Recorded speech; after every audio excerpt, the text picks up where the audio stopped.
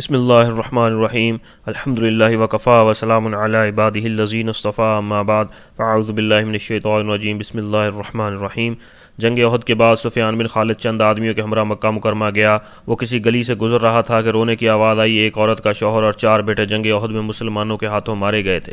سفیان بن خالد نے اس سے تعزیت کی تو اس نے سفیان سے تعاون کی درخواست کی اور کہا کہ اگر تم عاصم بن ثابت، طلحہ یا زبیر کو زندہ پکڑ کر یا ان کا سر کاٹ کر لا دو تو فی کس 100 اونٹ انعام میں دوں گی۔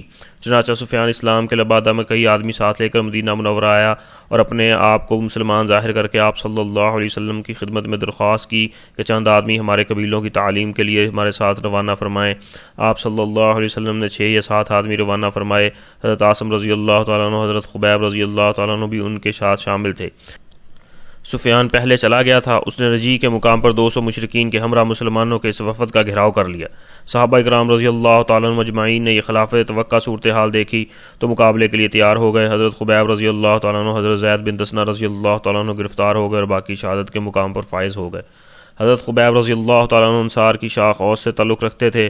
غزوہ بدر میں انہوں نے حارث بن عامر مشرک کو قتل کیا تھا۔ اس کے بیوی بچوں نے حضرت خبیب رضی اللہ تعالیٰ عنہ کو انتقام لینے کے لیے سفیان سے خرید لیا تھا۔ حضرت زید بن دسنہ رضی اللہ تعالیٰ عنہ کو امیہ بن خلف کے بیٹے صفوان نے خرید کر شہید کر دیا تھا۔ امیہ بھی جنگ بدر میں مارا گیا تھا۔ صفوان نے فتح مکہ کے بعد اسلام قبول کر لیا تھا رضی اللہ عنہ۔ مشرکین جب حضرت خبیب رضی اللہ تعالیٰ عنہ کو قتل کرنے کے لیے جمع ہوئے تو آپ رضی اللہ تعالیٰ عنہ نے صفائی کے لیے اسرا منگوایا۔ آپ رضی اللہ تعالیٰ عنہ کو اسرا دے دیا گیا۔ اسی دوران اس گھر کا ایک بچہ جس گھر میں حضرت خبیب رضی اللہ تعالیٰ عنہ قید تھے چلتا ہوا حضرت کے پاس آ گیا۔ حضرت نے اس بچہ کو اپنی ران پر بٹھا دیا۔ بچے کی ماں نے یہ منظر دیکھا تو کانپ اٹھی کہ بچہ قیدی کے قبضہ میں ہے اور اسرا بھی قیدی کے ہاتھ میں ہے۔ حضرت خبیب رضی اللہ تعالیٰ عنہ نے اس وقت فرمایا، کیا تو ڈرتی ہے کہ میں اس بچہ کو مار ڈالوں گا؟ میں ایسا ہرگز نہیں کروں گا۔ وہ عورت کہتی تھی، میں نے حضرت خبیب رضی اللہ تعالیٰ عنہ سے بڑھ کر بہتر قیدی نہیں دیکھا۔ حضرت خبیب رضی اللہ تعالیٰ عنہ کو قید کے دوران بے موسم کے پھل کھاتے دیکھا گیا تھا۔ چنانچہ حارث کی ایک بیٹی نے کہا، وہ انگور کے خوشے کھا رہے تھے جبکہ مکہ میں کوئی باغ نہیں تھا۔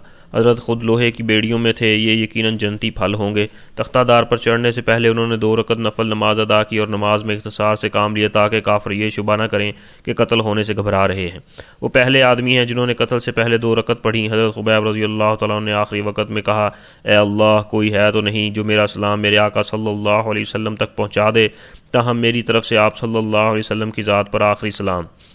روایات میں ہے کہ اسی وقت حضرت جبرائیل علیہ السلام نے ان کا سلام آپ صلی اللہ علیہ وسلم پر پیش کر دیا، جس کے جواب میں آپ صلی اللہ علیہ وسلم نے فرمایا علیہ السلام ورحمہ اللہ۔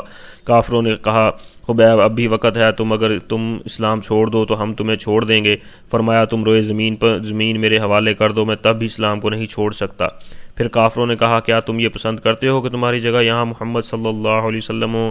جواب میں حضرت خبیب رضی اللہ تعالیٰ عنہ نے وہ جواب دیا جس کے ایک ایک حرف سے 1000 بارش کے نبوی کی خوشبو مہکتی ہے۔ فرمایا، میں تو یہ بھی برداشت نہیں کر سکتا کہ میرے آقا صلی اللہ علیہ وسلم کے پاؤں میں کانٹا چبھ جائے۔ مشرکین نے حضرت خبیب رضی اللہ تعالیٰ عنہ کی لاش کو سولی پر چھوڑ دیا اور کئی آدمی پہرا دیتے کہ کہیں کوئی اتار کر نہ لے جائے۔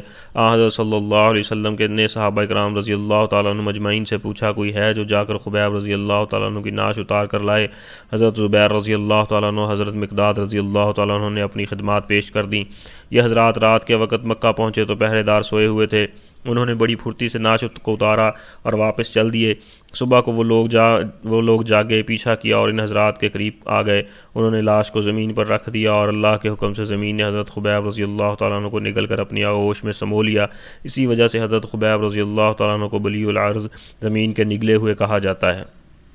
شہادت کے وقت حضرت خبیب رضی اللہ تعالیٰ عنہ نے یہ اشعار بھی پڑھے، مجھے کوئی پرواہ نہیں جبکہ میں مسلمان قتل کیا جا رہا ہوں، خواہ کسی پہلو پر مجھے خدا کی راہ میں قتل کیا جائے۔